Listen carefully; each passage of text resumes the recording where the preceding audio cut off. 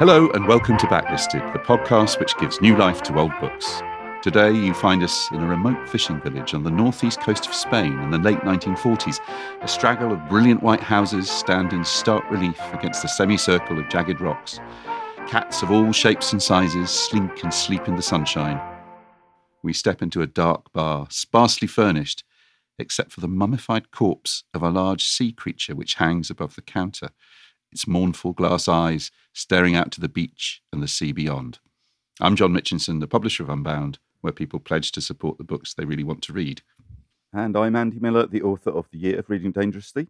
And today we are joined by two guests making their debut on Backlisted, the poet Katrina Porteous and the writer and editor Patrick Galbraith. Welcome, Katrina and Patrick. Hello. Hi. Katrina was born in Aberdeen, grew up in northeast England, and has lived on the Northumbrian coast for 37 years. She writes from a deep commitment to place and community, and is president of the Northumbrian Language Society. Her poetry collections from Blood Axe include The Lost Music, Two Countries, Edge, poems written for a planetarium, and Rhizodont. Have I got that right, Katrina? You have, yes. Phew. Rhizodont, which is shortlisted for this year's T.S. Eliot Prize. Congratulations. Thank you very much. It's astonishing, isn't it? I couldn't believe it. It's not for me to say. It's wonderful. It's a wonderful, wonderful collection. Katrina, where you've lived on the Northumbrian coast for 37 years. Yeah. Can you currently see the Northumbrian coast? I can't, Andy, because just at this moment, I'm in my late parents' house, which is the house where I grew up. Which is just outside of Consett in County Durham. It's an old steelworking town. It was when I was growing up here. But normally I would be speaking to you from the Northumbrian coast, where my house overlooks the rocky seashore. And I look out, when I get up in the morning, I look out at rocks that are about 350 million years old. Wow. Consett was famously a steel town and it closed down, and then it became famous in the 1980s because of I think they're called Phineas Fogg, the snacks, Medhamsley Road Consett. There was a famously a kind of award-winning adverts that put Consett on the map for people. And the other place I used to go and stay and still love to go is Craster, which has got a little harbour where you get the best kippers in the world. They knock the Robsons, I think, the kipper makers there. Then it knocks all your Whitby kippers and your kind of lower stoffed kippers into a cocked boat, I would say. And you used to be able to get them. I don't know whether you still can. You used to be able to get them packed in a wooden box, and they'd post them to your house. Yeah, they definitely still do that, but they do that from sea houses as well. So swallowfish in sea houses do kippers. Very, very good kippers as well. It's kipper heaven up there, let's be honest. It is. We're also delighted to welcome today Patrick Galbraith. Hello, Patrick. Hi. Patrick Galbraith is a writer and editor. His first book, In Search of One Last Song, was published by William Collins in 2022. And his second book, Uncommon Ground, Rethinking Our Relationship with the Countryside, will be published by William Collins in the spring. He is currently setting up Boundless, a digital magazine for people who love great writing and are fascinated by the world's wonders and strangenesses, such as the history of Chinese food in England. And I have to say, I detect the hand of the hedgelord himself here. It says here that hedges will be the subject of a piece in Boundless. So, Patrick, how do you know hedges are the thing that readers are keen to hear more about? I think not just one piece is going to be a big focus. We're going to do a whole series on hedges. Until people can't take anymore. No, I mean, I think good. We're suddenly discovering what hedges really mean and how important they are in the countryside. But I don't want to go into like massive detail. But obviously, we've lost so much habitat in the countryside. We've lost so much scrubland. So we have commissioned a piece on hedges and the importance of hedges by a hedge layer. So hedge layers have long been present in the English countryside, maintaining hedges and keeping them bushy and thorny and full of all the sorts of things that we want to be there, like nightingales and turtle doves and so on. But really, it's about English culture and it's about what hedges mean. Well, I was going to suggest what an irony that a magazine called Boundless should tackle the subject of enclosure. That That See seems what you did there. remarkable. Well, that sounds fascinating. John, over to you. The book we're here to discuss is Voices of the Old Sea by Norman Lewis, an account of his 3 years spent working in Farol, a remote fishing village on the Costa Brava in the late 1940s. It records the intricacies of life in a small community whose rhythms are based on the shoals of sardines and tuna, and whose beliefs and rituals have remained unchanged for 1,000 years. As he is gradually accepted into the community, he is able to observe the complicated love lives, the petty squabbles and ancient feuds, and the often surprisingly unsentimental attitudes of the people he lives amongst. But change arrives in the corpulent, voracious shape of Jaime Muga, a black marketeer who buys up 2/3 of the village and opens a garish tourist hotel. Within a year, the Spain that Lewis loves, the land of Lorca, Albaniath and De Falla, begins to sink beneath the tidal wave of grief, commercialism and liberal attitudes that package holidays and unfettered tourism had unleashed. The book was first published in 1984 by Hamish Hamilton, so it came in the middle of what we might now regard as the high watermark of the travel literature boom, as represented by writers such as Colin Thuberon, Jonathan Rendell, who else might we say? Paul Theroux, whose book The Kingdom by the Sea we Eric featured Newby. on this, Eric Newby, and so on and so forth. The book was reviewed enthusiastically, although the Times Literary Supplement turned down an extract, saying, quote, it read like chapters of a novel. And indeed, we will return to the TLS later in this podcast because I have the review that they ran of the book after they had turned it down for serialization, which is in itself hilarious. Now John has shared this small fact with me.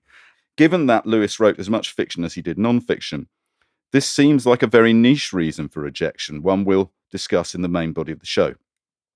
Nicholas Wollaston in The Observer captured Lewis's achievement perfectly.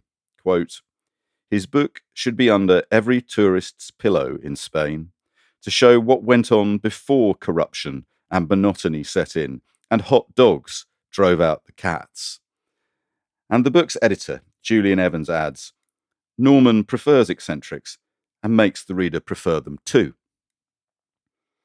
Norman Lewis wrote this book 35 years after he lived in Farol, and we are now 40 years on from its publication. So, do the stories still charm and intrigue us? Is there anything left of the Spanish culture he writes about? Are there parallels to be found in our own culture? We'll be talking about this and much else besides after this message from our sponsor. How many discounts does USAA Auto Insurance offer? Too many to say here. Multi-vehicle discount, safe driver discount, new vehicle discount, storage discount, legacy. How many discounts will you stack up? Visit USAA.com/auto discounts. Restrictions apply. Whatever the occasion, effortless elegance is right this way. Because Hilton brings you new ways to stay courtesy of the Nomad London. And it doesn't stop at award-winning dining in a space draped in velvet and illuminated by vintage chandeliers. No, this day goes beyond with unparalleled personalized service and attentive hospitality. Oh, and did we mention the Nomad London can be booked using your Hilton Honors points at Hilton.com? Hilton, for the stay. The new McCrispy Strip is here. Dip approved by ketchup, tangy barbecue, honey mustard, Sprite, McFlurry, Big Mac sauce, double dipped in buffalo and ranch, more ranch, and creamy chili McCrispy Strip Dip. Now at McDonald's. Ba-da-ba-ba-ba. Now, Patrick, normally I would launch in with a reading of the blurb. I have the original first edition of Voices of the Old Sea here, but we thought we'd do something a bit different this time, which is you've got the latest edition, haven't you, there, of Voices of the Old Sea? Yeah. The Eland one, yeah. Do you want to just give us a blast of the blurb on the back cover, and then we'll see how that compares with the Here original? we go. In the late 1940s, Norman Lewis settled in a remote fishing village on what is now the Costa Brava, relishing a society where men regulated their lives by the sardine shoals of spring and autumn and the tuna fishing of summer, and where women kept goats and gardens, arranged marriages, and made frugal ends meet. Over the course of 3 years, he watches with sorrow and affection as the villagers struggle to hang on to a way of life unchanged for centuries. How long can their precarious economy, their ancient feuds and traditions, not least the evenings of impromptu blank verse in the bar, hold out against the encroaching tide of package tourism, which sidles insidiously into the village with the arrival of black marketeer Muga? Well, now, I think that eland blurb, Patrick, I think that's quite a good blurb. Do you think that's a decent blurb? Yeah, really well written. And the thing that really stands out to me is 3 years he spent there. And, you now read books where someone goes for a month or whatever. So the idea that he really went and got under the skin for 3 years, I think that's possibly a reflection on the advances that people got paid there. So you could actually, you could go and do it properly. All right, listeners, I'm not going to read the whole of the jacket flap on the first edition that predates the Eland edition by some 40 years, but I'm going to suggest you might find this very familiar from what you've just heard. The Spain to which Norman Lewis returned after the war was much as he remembered it, much indeed as it had been since the time of Lorca. In the remote fishing village of Farol in Catalonia, where he came to live, the men still live their hand-to-mouth existence, their lives regulated by the sardine shoals of spring and autumn and the tunny fishing in the summer, while the women kept goats, arranged marriages and made ends meet. Deeply suspicious of all forasteros, or interlopers, it took much energy and care on Lewis's part to find himself accepted. What helped most of all was his talent for mental arithmetic, most unique in the village, which worked out the value of the fishermen's catches. I mean, basically, what the person from Eland has done is rewritten the original blurb. It's a time-honoured publishing tradition. It's written in an era when people think they won't get caught. Okay, Katrina, where were you? Who were you? What were you doing when you first read Norman Lewis's Voices of the Old Sea? Well, I first read it in 1996, and I was in Beadnell. I'd been living there for nearly 10 years by that time, and much of that time I'd spent living alongside the fishing community there, which at that time largely consisted of older people who were in their 70s and 80s. And I'd been writing about them. I'd been writing poems mostly, and also taking very careful notes of all their way of life. So I was about to publish some of those poems in my first collection from Blood Axe called The Lost Music. Yeah. That came out at the end of 1996. So I read Voices of the Old Sea really just before that came out. And it was a bit of a turning point for me in my life because the year before, I'd lost one of my closest connections to the fishing community, an old man called Charlie Douglas, who was a really, really good friend to me. And in a way, the sort of head man of the village in many ways. He was the person everybody came to for a bit of fishing equipment or to find something out for a memory, or he kept the community together in a practical sense and in a storytelling sense as well. And he died the previous year. So I'd just become a little bit less attached to Beadnell. And I was about to take up a post in the Shetland Islands for several months over the winter as writer in residence there. So it was quite a sort of fluid moment in my life when I read the book. And did you find, God, kill me now, John. Did you find, therefore, the book to be relatable? It was... I never thought I'd see the day. This is the last episode of Backlisted, everybody. That's it. That's it. We're done hit now. Finally. We're done. What a word. What a word. I loved the book because I felt so many parallels to my own experiences in Beadnell. Beadnell was changing very rapidly at the time when I read it. And as I say, much of the community, which was very small by that time, the kind of indigenous people who were born in Beadnell and had been there all their lives, and the men who were fishing and their families, they were kind of coming to an end. And it was clear to me that it wasn't going to last in its present form for much longer, that kind of fishing. So that was really why I'd been writing about it for so long. Right, yeah. So yes, Norman Lewis's experiences in Spain were relatable, as you put it, on so many different levels.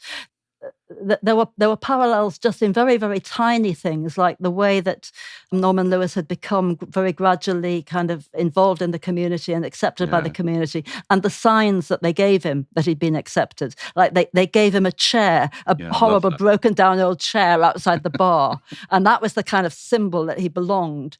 And that was exactly what Charlie Douglas had done for me in his fishing hut. Right. The first year I started writing about them, when I got a seat in the hut, and he called me Dinah, that was my name. It was Dinah's seat in the hut. Then I really knew that I belonged. So there were these tiny things.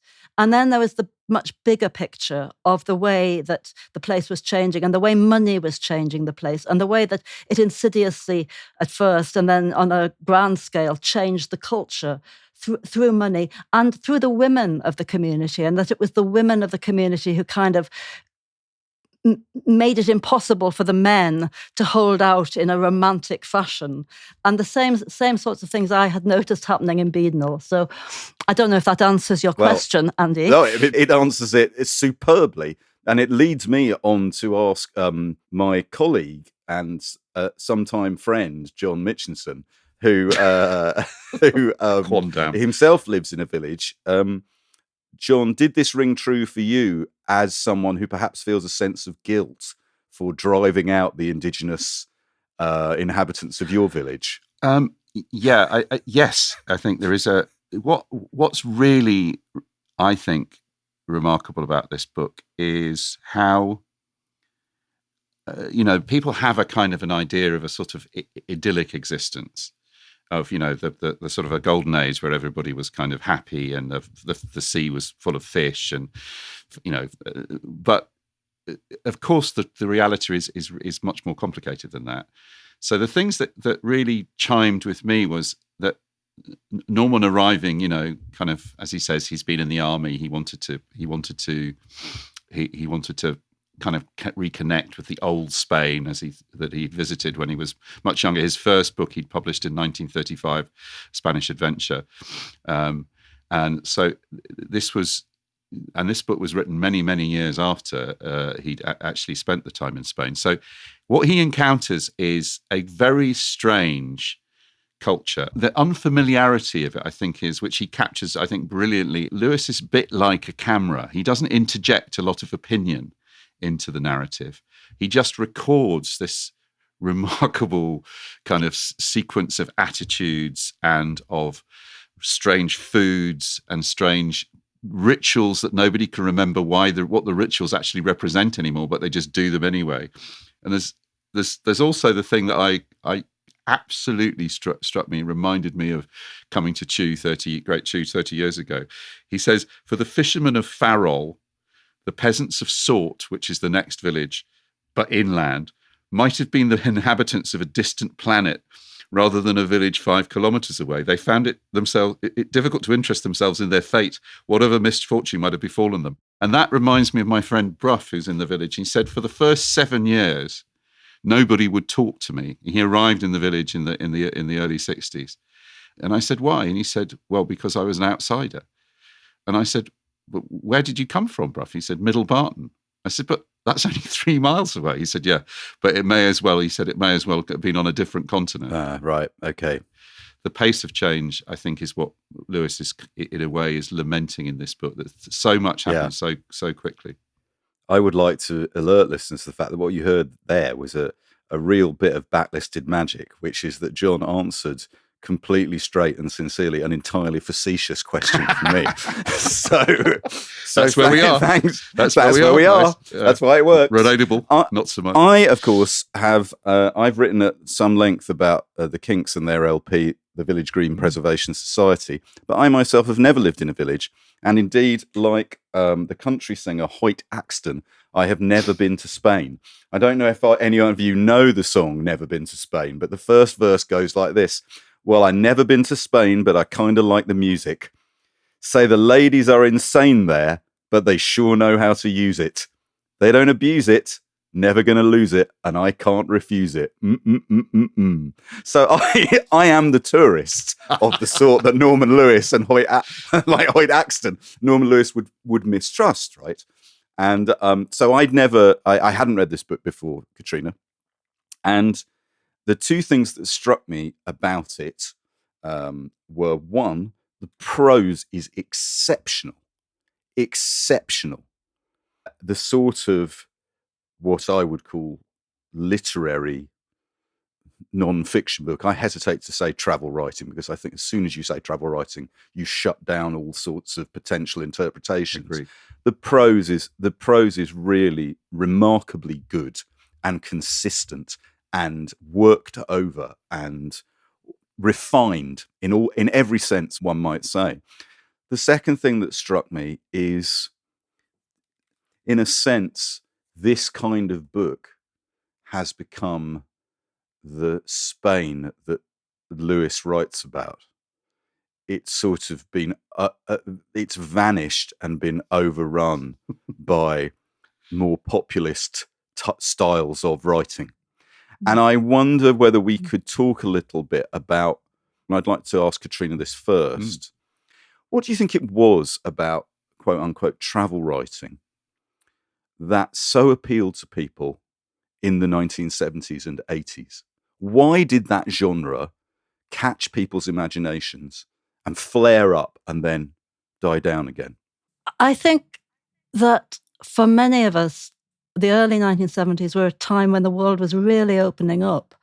You know, my parents were, you know, relatively comfortably off, but they didn't go on foreign holidays until 1973. That was the first time they went anywhere abroad, as it was called. And, yes. You know, Yes. I've never been to Spain myself, so you and me alike, Andy. You, me, and Hoyt. Good. Yes, Okay. that's right. But I think the world really did open up in the 70s. There was air travel became much cheaper, much more accessible to people, and I think it may be that the interest in travel writing went along with that, with a sense of the world becoming a much smaller place.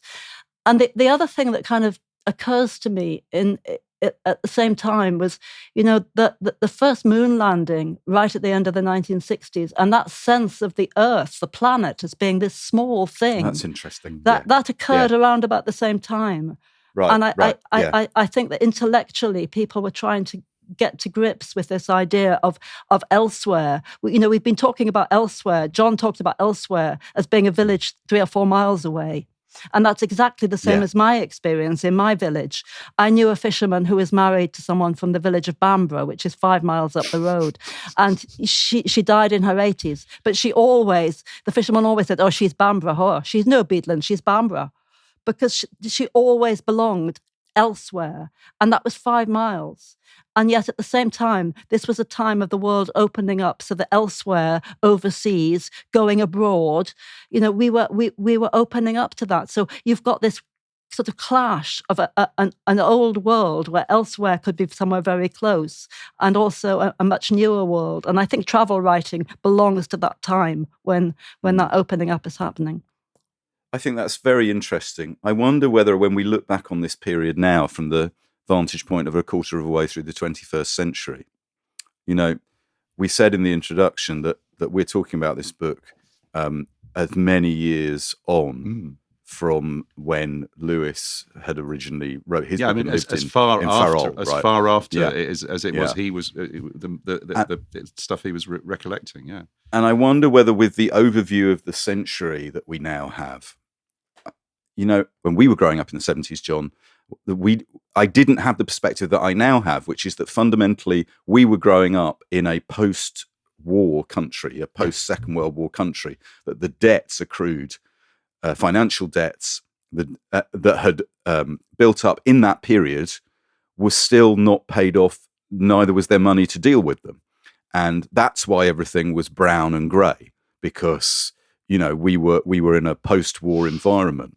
Yeah. And I wonder whether travel writing represents both a kind of a reaction to a sustained period of peace, relative peace, a sustained period of, as Katrina suggests, travel, where people could begin to take travel for granted in such a way that freed them up to write about things, and also perhaps in a post-empire sense.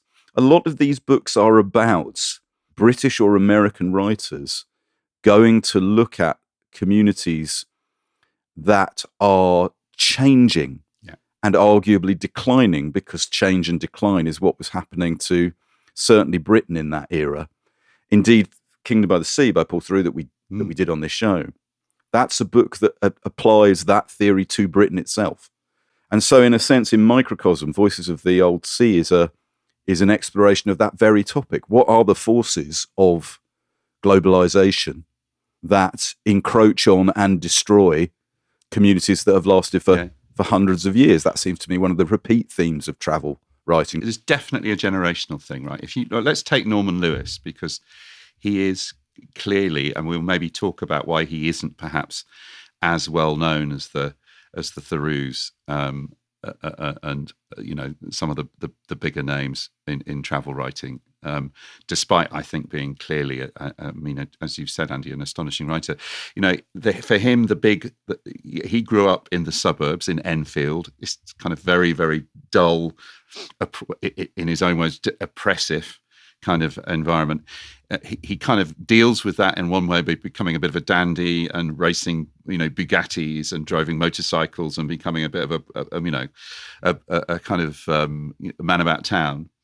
But the war changes everything. The war is when he really encounters, particularly, his experiences in Naples. And his most famous book, Naples 44, is an astonishing account of being a young man and both the excitement of war and the horror and the genuinely the exoticism of other cultures, of people that didn't behave like his slightly mad but very dull suburban family back in Enfield.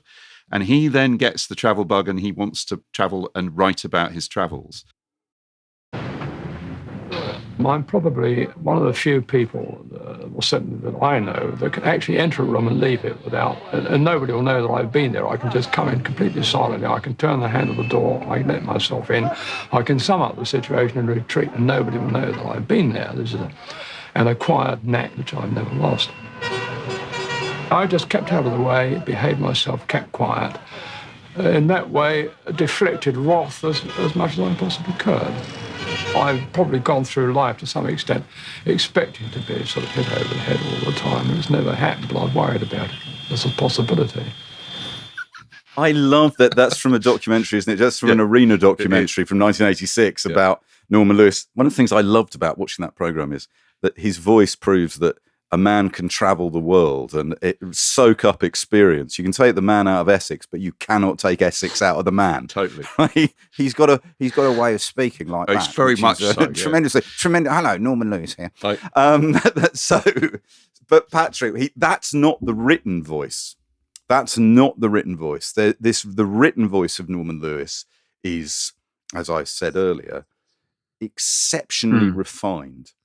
What are the attributes, would you say, of Lewis's prose, certainly in this book, Voices I think of the there's Old something Sea? very spare about his tone and the way that he writes. So it's interesting that you say that isn't his voice. I think though there is still a sense of sort of humbleness about his writing. So he's not trying to bring himself into it. He's a witness, just seeing things, which makes him very interesting and I think makes him different to other travel writers.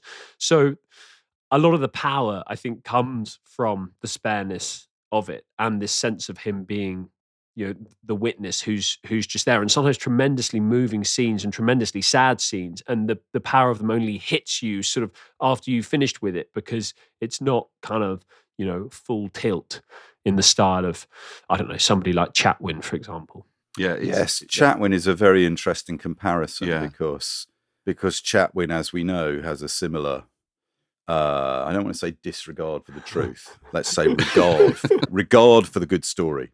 So I don't want to make a negative attribute. But I wonder as well if there's a little more, Katrina, we could say about the prose. Is there a section you could read us that you feel is particularly redolent of what Lewis is good at? Yes.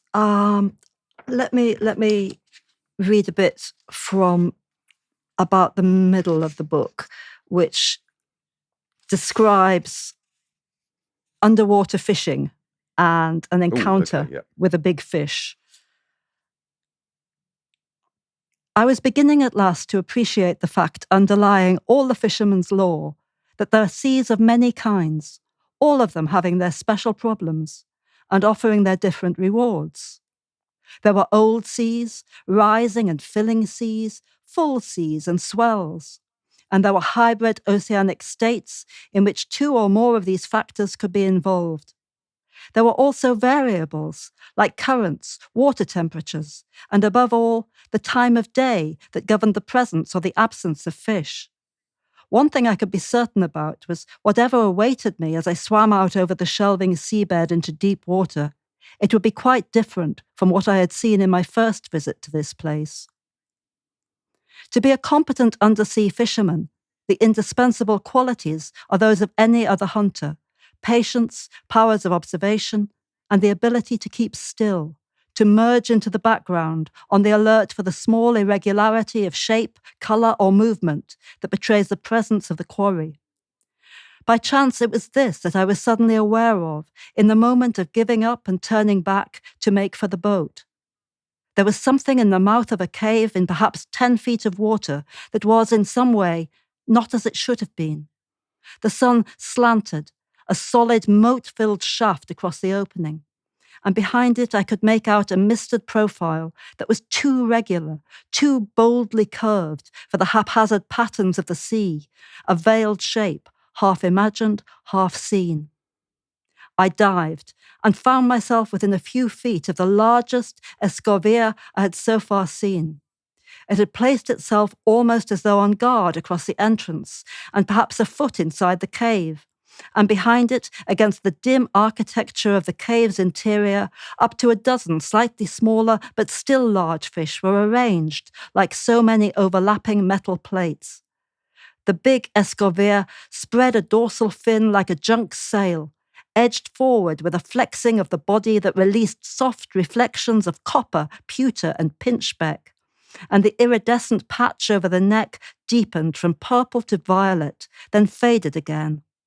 I levelled the gun and pressed the trigger, and with the harpoon's impact, the fish seemed to emit sparks of green and yellow light.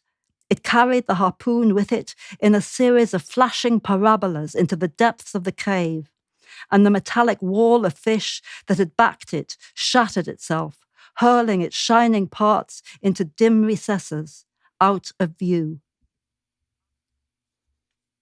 Yeah, it's amazing, isn't it? It's interesting, though, isn't it, that he says to be a competent undersea fisherman, you need patience, powers of observation, and the ability to keep still, to merge into the background, which are the qualities that you need to be a good writer as well. Also, but certainly qualities which he, as we heard in that clip, he was very keen to adopt and claim as his own, as a silent witness, at least while he was taking his notes. Katrina, I'd like to ask you about the prose as well.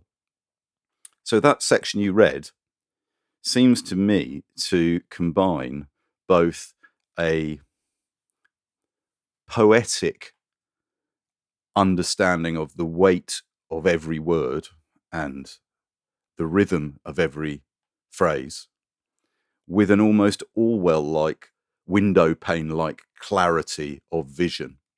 And that's extremely unusual and hard to pull off to make it sound as natural as he does in the part that you just read. When you read Lewis, do you shade towards the poetic side or the journalistic side? I think for me it's absolutely the tension between the two things. I think if he was one or the other, I would like him less. But I love the way that the clarity, as you say, the Orwellian is a good description. It is very like Orwell, that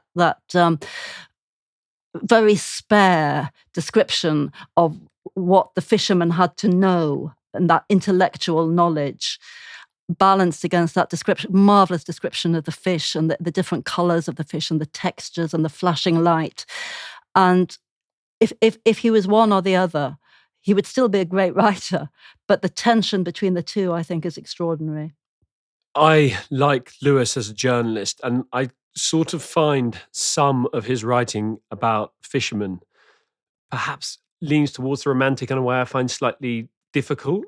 I think the extent to which we romanticize these figures, I mean, having spent time with fishermen very recently catching sea trout not far from where I am at the moment in Beadnell Bay, which is right on Katrina's doorstep. I think there's a really interesting thing to do with writing about shooting creatures and harvesting animals, which I've done quite a lot of, to do with how you romanticize it or otherwise. And I think it's a really interesting thing when you talk to these people who do these things, and they have to have so much knowledge and they have to have so much understanding. But I don't always know how easy it is to write about it as it really is. And I don't know, Katrina, what do you think about that, about being a writer looking at fishermen and how we romanticize these pursuits or otherwise, and how you get to the truth? The truth. I think. Stop. The episode is over. I think we've established the theme, the truth. Yeah. Let me try and answer that question though as best I can.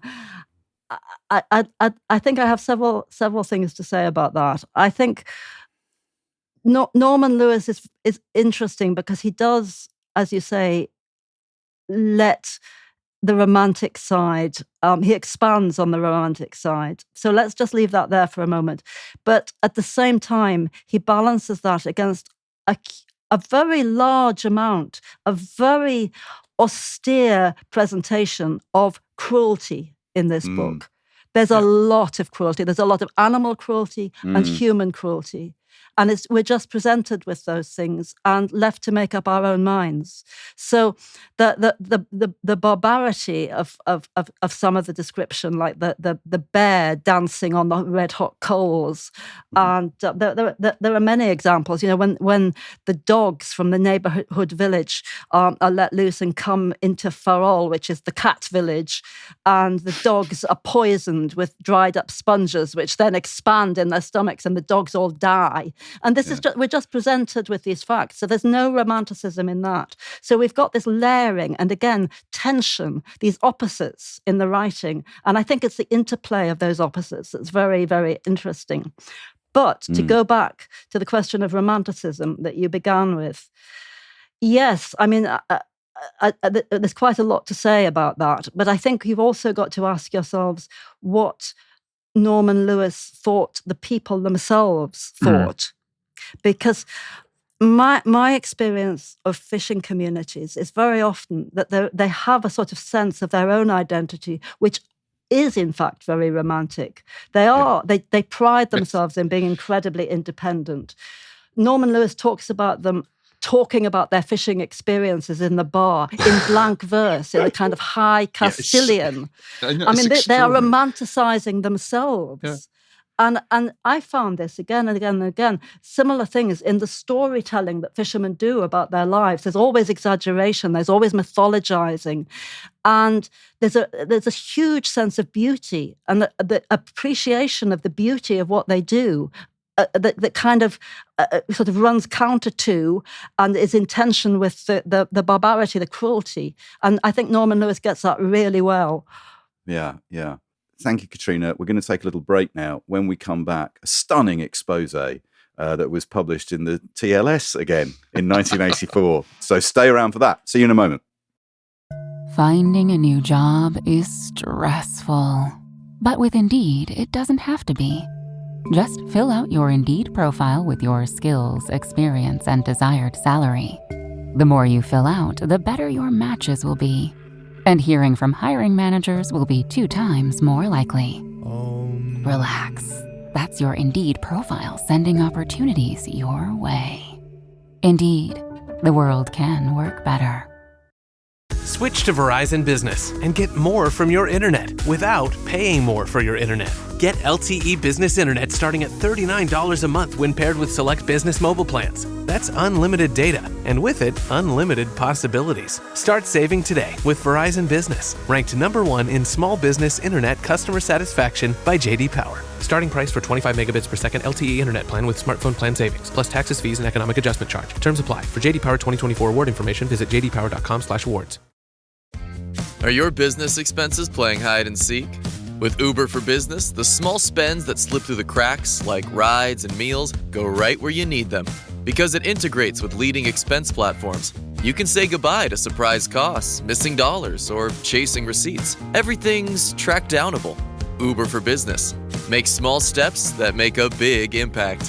Learn more at uber.com/small steps. And we're back. We're talking about Voices of the Old Sea by Norman Lewis. And before the break, we were talking about the romanticization of community in Lewis's work, but also, in a sense, he's reporting what he finds. Katrina, I think I'm right in what you were saying there. He's saying, well, I'm writing about these fishermen, but I'm just telling you how they romanticize their own lives. I would like to read, we said in the introduction that this book was turned down for serialization in the TLS because it was too much like a novel.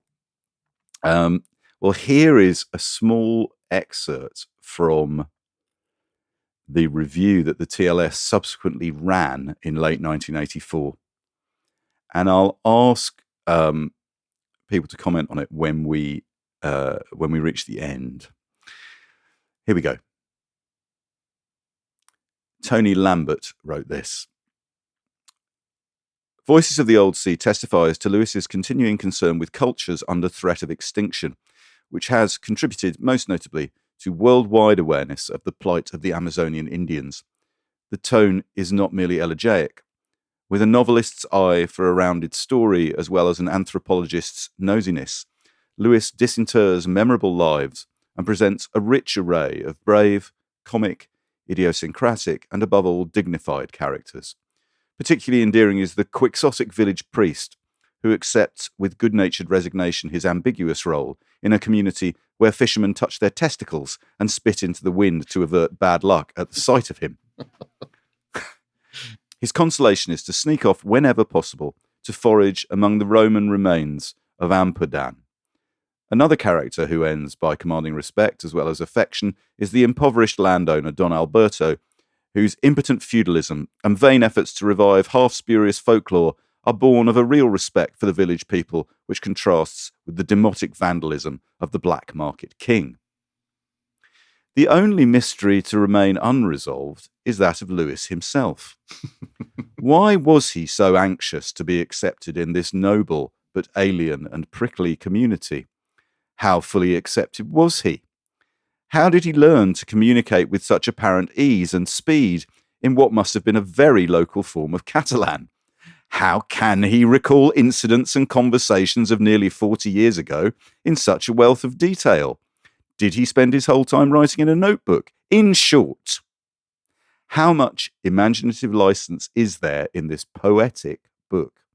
It is perfectly credible that fishermen should have recounted the happenings of their days at sea in improvised verse. But the examples given here are very beautiful. But why in Castilian? There you go. That's the slightly come off it Norman tone of that review. Now, I'd just like to say one more thing on this topic. You know, I wasn't expecting this when we started, I knew we were going to record an episode about Norman Lewis, but the book that this reminded me of and the tone that it reminded me of, for anyone who listened to our last episode, was unexpectedly The Moon's a Balloon by David Niven. There's a kind of performative charm in the prose, right, which Niven would totally understand. Also, a relationship to the truth. There's a wonderful quote from Lewis's second wife who said, Norman was useless on family holidays because after a while he will get bored because he couldn't make anything up. Right? His Spanish publisher, his Catalan publisher said, when I read Voices of the Old Sea, I'm not sure it's my country. I find things which are certainly Mediterranean, but not Catalan. And then I wonder if Norman did not include things from Sicily that he knew so well. I told him once, politely. Nobody quite knows what the response. But anyway, Norman goes back. There's a piece in the Sunday Times in 1904. He goes back to Farol and he finds his old fishing companion, his comrade, Sebastian, now 60 and rich. This is from the brilliant, I think, biography of Norman Lewis. Really one of the best biographies I've read in a long, long time by Julian Evans, who was his editor, the editor of this book at Hamish Hamilton. So Sebastian's now 60, rich and apparently happy after building himself a hotel on a once valueless chicken run he had owned in the village, but admitting, as Norman had it, that something in this place used to have is gone. What was missing? Norman asked him.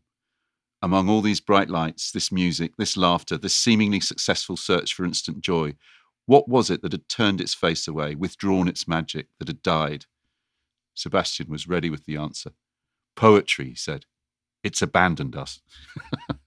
Poetry has abandoned. That's very interesting. Okay, so I know Katrina will be bristling at the idea of poetry in this discussion as a euphemism for untruth, because of course poetry is the opposite, right? But I would like to ask Patrick, okay, so you've said that you appreciate the journalistic elements of Lewis's writing. Where do you stand on the idea of telling an untruth in pursuit of a greater truth? I think when I said that I appreciate the journalism, I like the detail. I like how he goes rich on detail. And if the detail is made up, I don't really care. I think to a degree, Lewis is creating a community that he would like to be part of. I think that's a big thing for him. And I think there's an interesting, we touched on him coming from Enfield and being at one point a very successful camera salesman. I think he sold like more Leica cameras than anybody else and never liked to talk about it, which is a really interesting thing. Because it's like, that's what funded. He had a chain of shops. But it's R.G. Lewis after his dad. And that's what funded all his travels. Trips. You know. But there's a fascinating thing there because it's like, but to be a proper writer, you can't also be a successful camera salesman or whatever else, it happens to be. But the point is, I think, is that the whole notion of it being the truth and him having to paint it exactly, I think we get very hung up on that.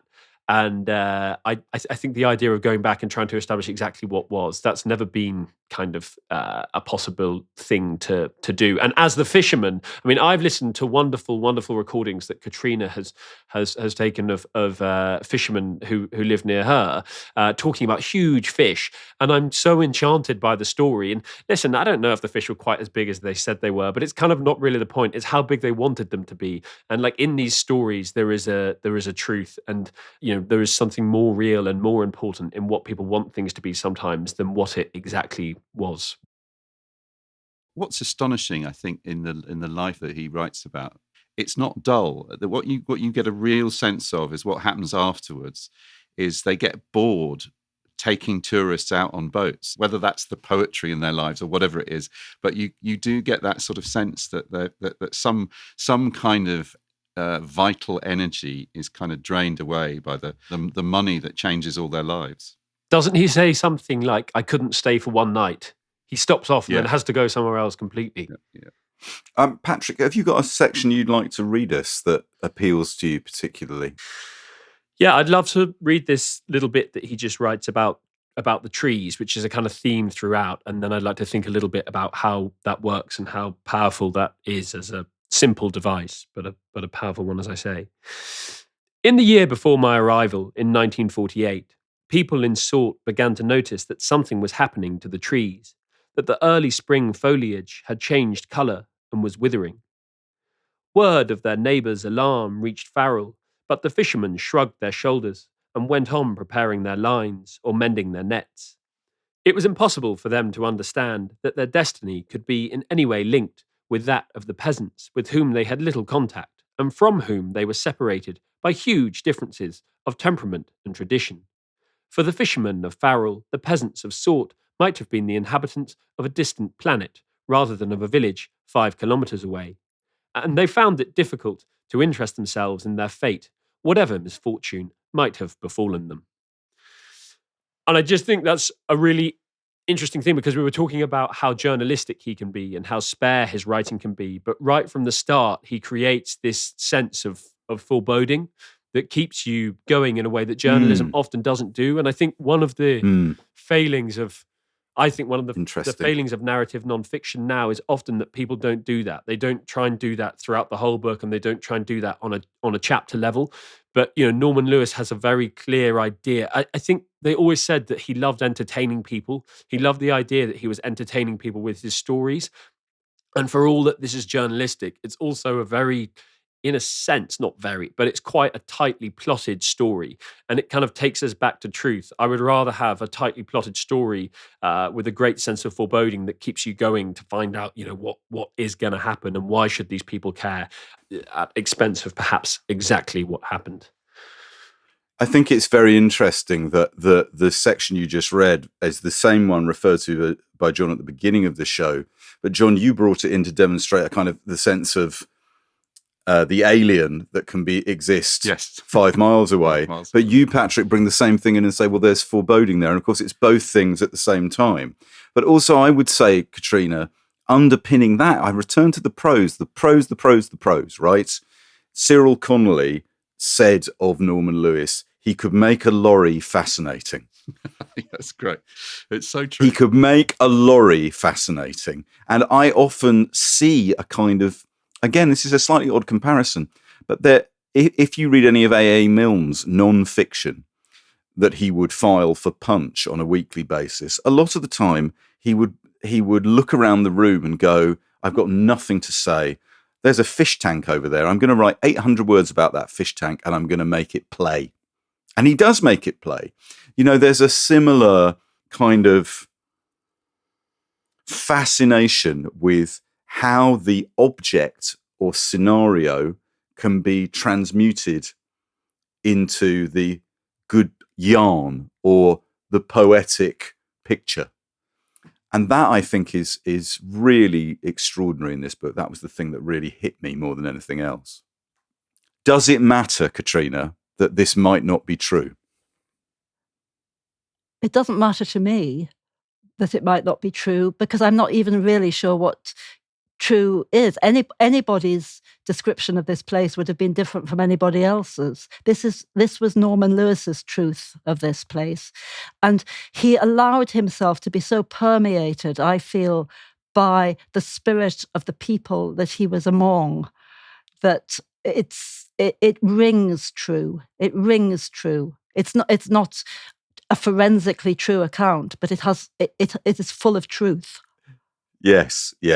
Well, what we recognise, Patrick, we recognise truth about things other than a particular Spanish village in a particular 3-year period.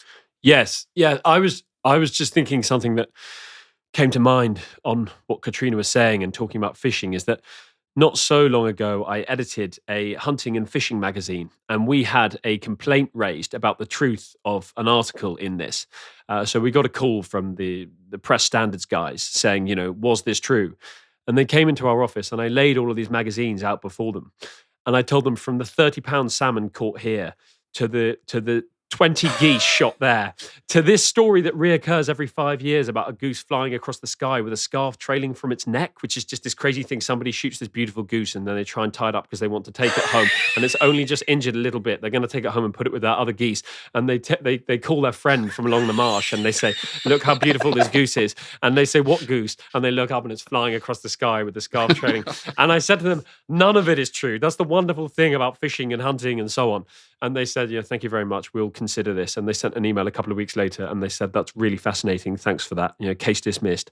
So I think for all that's ridiculous, there is something in that. Fishing, writing, you're always chasing beautiful things. And sometimes the objective truth gets lost in that. And the truth to this community in Farol, many of these things that ostensibly appear to us to be completely ridiculous things, like all the superstitions and the customs, like the one that you referred to earlier about having to touch your testicles if you see the priest, or to touch iron. Those things were true to those people. They believed in them. That was their truth. So truth is a very, very slippery term, I think. Yeah, you have to do the testicle thing in Liverpool, I can reveal. As I lived here. They take against you if you don't. I've got a little bit I would like to read now, and I would ask listeners, in fact, let's play a little game with this. I'm going to read you a very good story from this book. And at the end, I'm going to say, you have to tell me if this happened or didn't happen. As somebody would on the disgraced social media platform X, formerly Twitter, would you reply to this saying, didn't happen, right? or is there more to say? Okay. Very good. So here we go, right? I'll ask each of you, you tell me if you think this happened or not. With only 3 days to go to the fiesta, the strangers invited by Don Alberto appeared in the cat village and began to put up a large tent on the beach. This was his circus, but which turned out to be no more than a travelling theatre of the kind which still survived where there were no cinemas within reach, a sad and seedy affair, providing the barest of subsistence for ageing and talentless players who had come to the end of the road. A garish poster covered the front, of monsters and devils, a man eating tigers, and a man in a balloon, and under it a notice read, "The Palace of Illusions, a spectacular parade of great luxury." The sweet, sad, shallow music of the far south came through the tent's opening all the long late summer's afternoon, and aged actresses, ravaged by the years and exposure to the sun, hung about despondently in carpet slippers. That's so beautiful. So great. Hung about despondently in carpet slippers, kimonos, and beach suits in appalling taste. A blood-red ticket box plastered all over with handbills of performances that had taken place many years before in important towns bore a placard that urged, "Hurry! Don't delay a moment! The spectacle is about to start and few places remain." But nobody went to the theatre, because nobody in Farol felt they could afford to throw 4 pesetas away in entertainments of this kind. They had also realised that these people were gypsies, and they disliked and mistrusted gypsies and everything to do with them.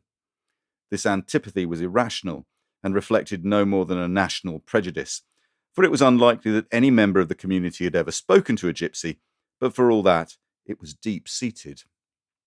When Carmela seized a cat up by the tail, swung it round her head and hurled it through the window, or dropped a mouse sizzling into the nearest fire, it was always with a cry of hatred. "Gitano!" I asked her and the grandmother to list their objections, and they were these. 1. They were treacherous and unpredictable. 2. They dressed flashily and were given to boasting. 3, they preferred to live in caves, which, to be fair, was true. And 4, no male gypsy ever worked if he could find a girl to pimp on. Having found a girl to keep him, he spent his life sleeping or playing the guitar. In the course of this inquiry, it came out that many things regarded by foreigners as typical of Spain, such as flamenco dancing, were held in contempt by the cat people because of their gypsy origins. I was in the bar with Juan and Sebastian when a young man from the beach theatre came in with a guitar and began to sing Cante Flamenco. This annoyed my friends, and after a moment or two, Juan said, almost in an undertone, "May the devil shit out your soul." The gypsy heard him and immediately got up to go. Juan was conscience-stricken at having given offence, so he went after the man and stopped him at the door. He said later that he felt terribly embarrassed because although he was ashamed, he couldn't bring himself to apologise. In the end, he asked the man, "Why did you sing like that?" "To frighten fear," the gypsy told him. This was the kind of way any Spaniard liked to hear a man talk. And Juan began to take a liking to him. "Who wrote the words of that copla, you?" "No, a man called Lorca," the gypsy said. "Well, I like it anyway.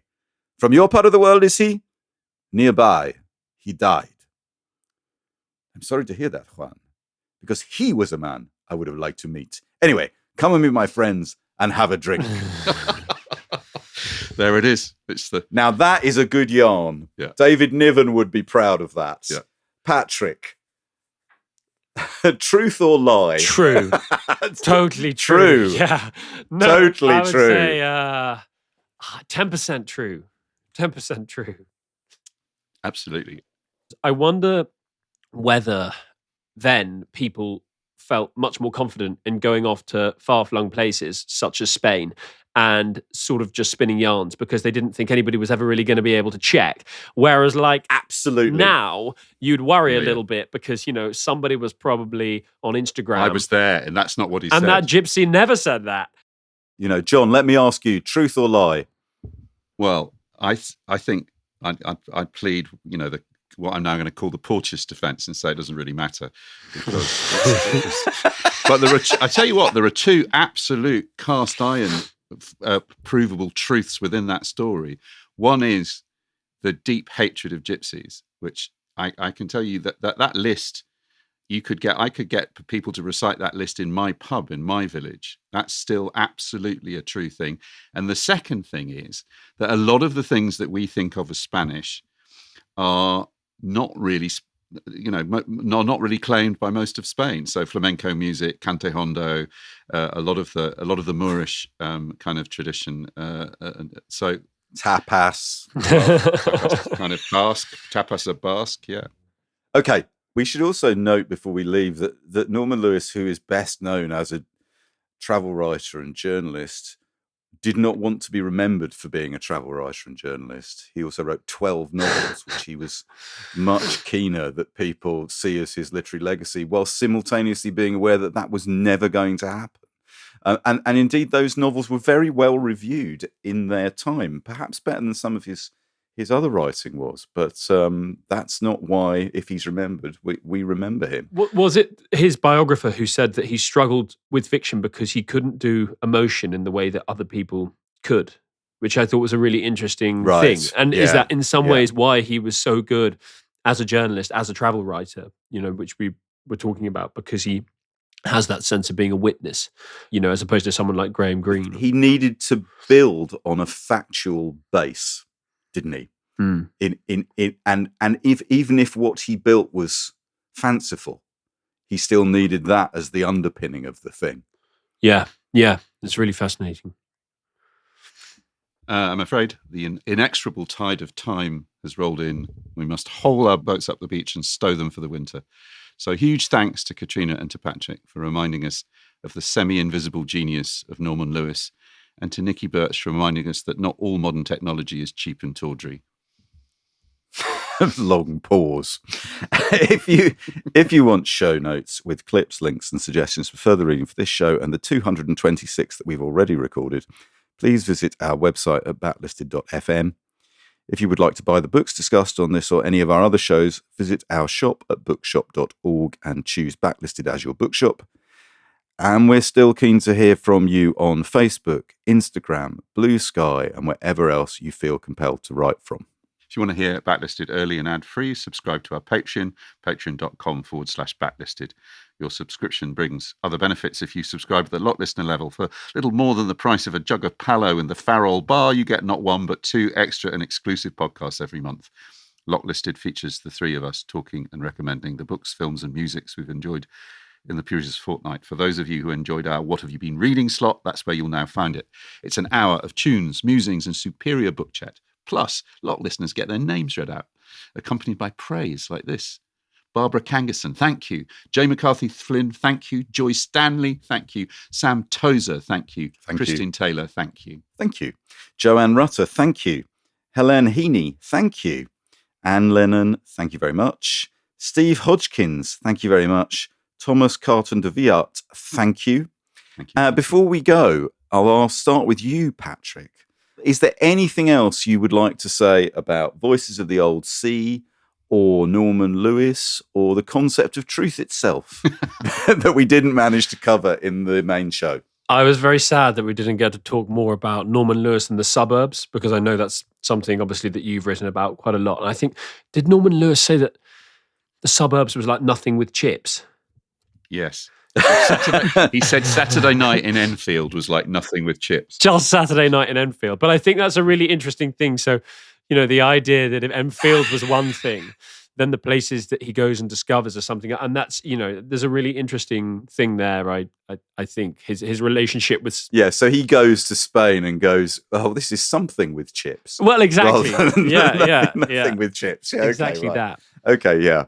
Katrina, is there anything you would like to add before we finish? There is one thing. Lewis talks in this book, largely through the other characters, I think. He talks about the death of the cork trees in the adjoining village to the fishing village and how that is bringing that way of life to an end. So there's a sense in which the human, the cultural disintegration or being overlaid by something else or being dismantled by capitalism is also accompanied by an environmental catastrophe. And I feel that if he saw that was the right moment to be a traveller and that in the future you weren't going to be able to travel in the same way, perhaps he was also presaging something which is connected to that, which is our current environmental catastrophe. Yes, I strongly agree with that, actually. John, is there anything you want to add before we go? Yeah, I would just to say I had a marvellous lunch, Rachel and I. Rachel used to do his publicity and she absolutely loved and continues to love Norman's memory. She just said he was one of the most nicest, kindest, most generous, most interesting lunch companions that she'd ever had. And we went and had lunch with him and his wife Leslie in Finchingfield. And he showed me his extraordinary collection of orchids. He was obsessed with, it was a very unlikely thing to find in an Essex village, but there it was, this marvellous sort of hothouse full of orchids.